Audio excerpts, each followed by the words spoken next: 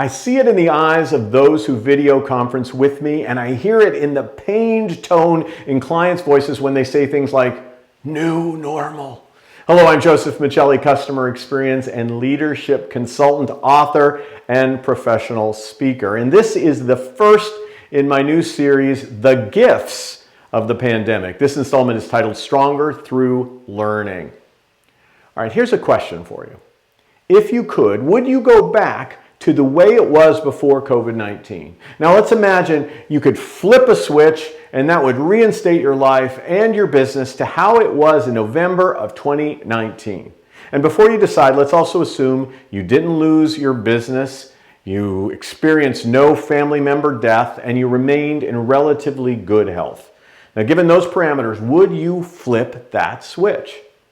For me, the answer is a resounding no.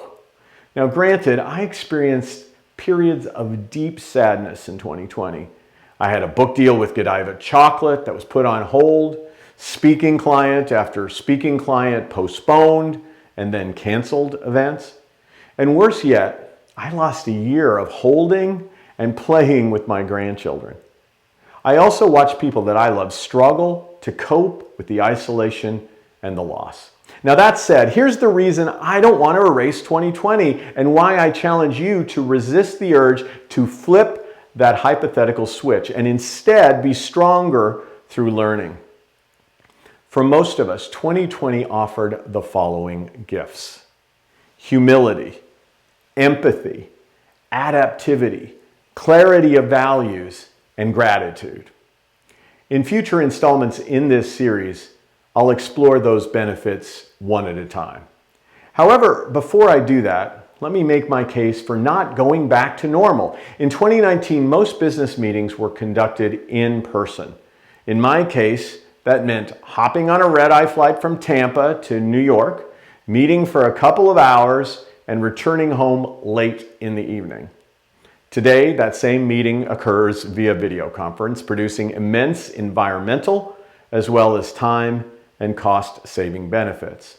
I can go on about personal benefits from curbside, pickup, cashless, contactless payment, and so much more.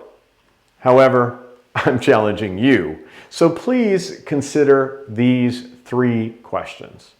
Number one, putting aside the costs, what benefits did you experience from February 2020 to February 2021? Number two, what have you learned or how have you grown in that time? And number three, given that we can't erase 2020, do you want to act like it never happened or emerge stronger through the adversity it posed?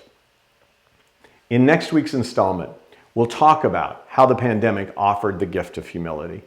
Until then, I hope you'll consider picking up or gifting a copy of my recently released book titled Stronger Through Adversity, which provides more than 20 pandemic-forged lessons from 140 plus leaders like the CEOs and presidents of Target, Verizon, Kohl's, Microsoft, and Marriott.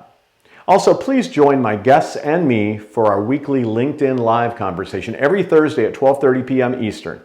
Until then, may you be stronger through adversity thanks to the gift of learning.